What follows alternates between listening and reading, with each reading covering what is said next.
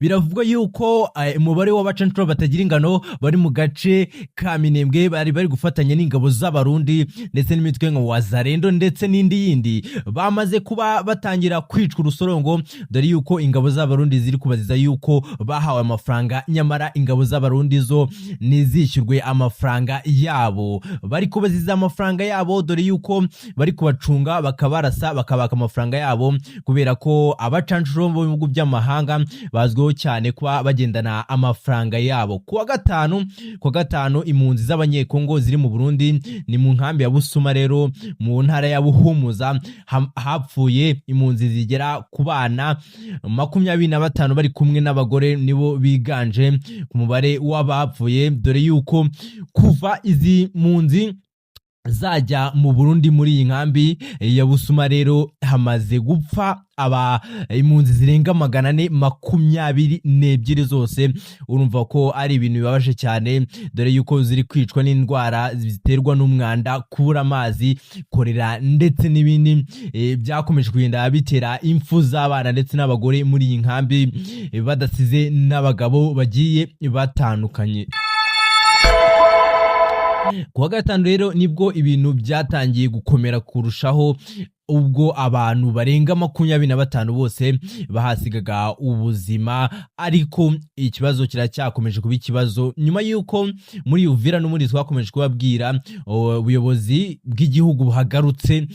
Uburundi bwinangiye kuri impunzi ziri mu nkambi zabo zitabashije, dore yuko nta mazi izi nkambi zifite, nta biryo bihagije izi nkambi zifite kugira ngo zibe zakwita kuri izi mpunzi, ariko Uburundi bwarinangiye muri make. Uburundi bwanze kurekura izi mpunzi. Abantu benshi bakomeje gushyira mu majwi yuko impamvu Burundi bwanze kurekura izi mpunzi z'abanyekongo ari amafaranga cyangwa se ibindi bahabwa mu gihe izi mpunzi ziramutse zisubiye muri Kongo bataba bakibashije kubona ayo mafaranga.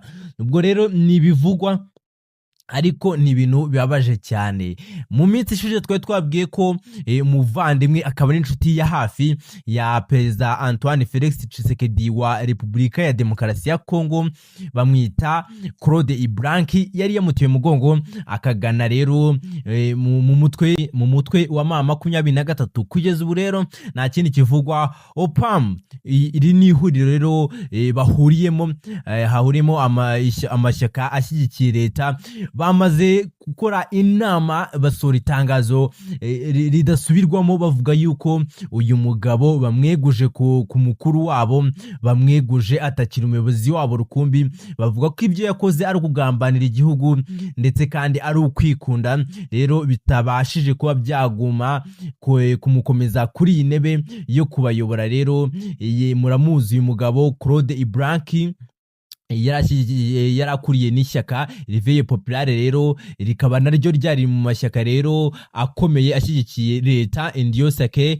pour la Nation ni ihuriro ry'amashyaka ashyigikiye leta, rero niryo barimo. Rero uyu mugabo Claude Ibranki ku munsi w'ejo yagaragaye i Goma ubwo yari ari kumwe na Corneille Nangaa bari kuganira, noneho bita bitanga icyizere, bita bigaragaza ko uyu mugabo yamaze kwiyomeka kuri AFC M23. Ibi bigaragaza yuko M23 ikomeje kubona ibindi bintu bikomeye cyane, ikomeje kubona izindi mbaraga, ikomeje kubona amaraso mashya.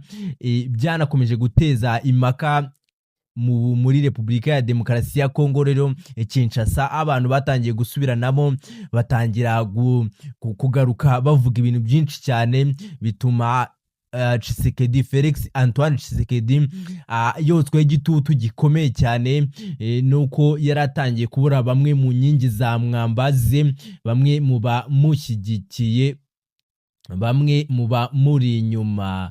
Reka tubabwire andi makuru agiye atandukanye. Rero biravugwa yuko muri Minembwe mu minsi ishize twabagijeho amakuru y'uko agace ka Poezero kari gafitwe n'umutwe wa Twirwaneho ugizwe n'abanyamurenge birwanagaho bafata Poezero. Ubu ngubu twababwiye amakuru mu minsi yashize y'uko aka gace bari batakigafite kubera ko ingabo za leta ya Repubulika ya Demokarasi ya Kongo FARDC bafatanyije na Wazalendo FDLR ndetse n'ingabo z'abarundi. Kugeza ubu ngubu bidasubirwaho, kugeza ubu ngubu ingabo za Tanzania zamaze kwinjira mu mirwano. Bidasubirwaho ingabo za Tanzania zageze mu Minembwe aho zagiye gufasha ingabo z'abarundi Repubulika ya Demokarasi ya Kongo FDLR, abacancuro batagira ingano ngo babe barwanya izi ngabo za Twirwaneho ndetse bazakomeze bigarura n'ibice, dore yuko Perezida Felix Antoine Tshisekedi yabirahiriye yuko agomba kwisubiza uduce twose M23 yari yarigaruriye. Uduce twose yari yigaruriye rero aradushaka. Niyo mpamvu bigaragara ko ingabo za Tanzania zamaze kugera mu Minembwe, aho byakomeje kugenda biba ibindi, byakomeje kugenda bikomera cyane. Reka nkubwire ngo nahangaha ngiye gusoreza, ariko reka mbanze mbabwire yuko n'ubundi Repubulika ya Demokarasi ya Kongo yaje mwihangana igihugu cy'u Rwanda, nayo yamaze gutanga umukandida ugomba guhatana kuba umuyobozi wa Francophonie.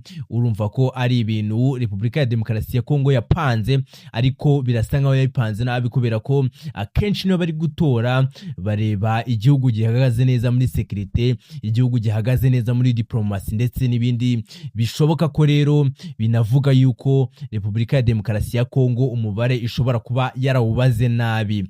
Reka nkubwire ngo nangamba nsoreje ikiganiro cyanjye mu makuru ari kuvugwa muri iki gitondo. Niba ari ubwa mbere wari wisanze kuri uyu muyoboro urabona ko ari mushya cyane, icyo usabwa ni ugukanda subscribe, kanda subscribe kugira ngo tujye tubana mu nkuru zacu zigiye zitandukanye. Ku munsi tubagezaho inkuru nyinshi cyane zitabarika, aho mugenda mumenya byinshi, aho mugenda mubwirwa byinshi cyane. Ushobora kuba utakunze inkuru y'uyu munsi, ariko inkuru y'ejo, inkuru cyangwa iyo iza mu yandi masaha iba ari nziza kurushaho.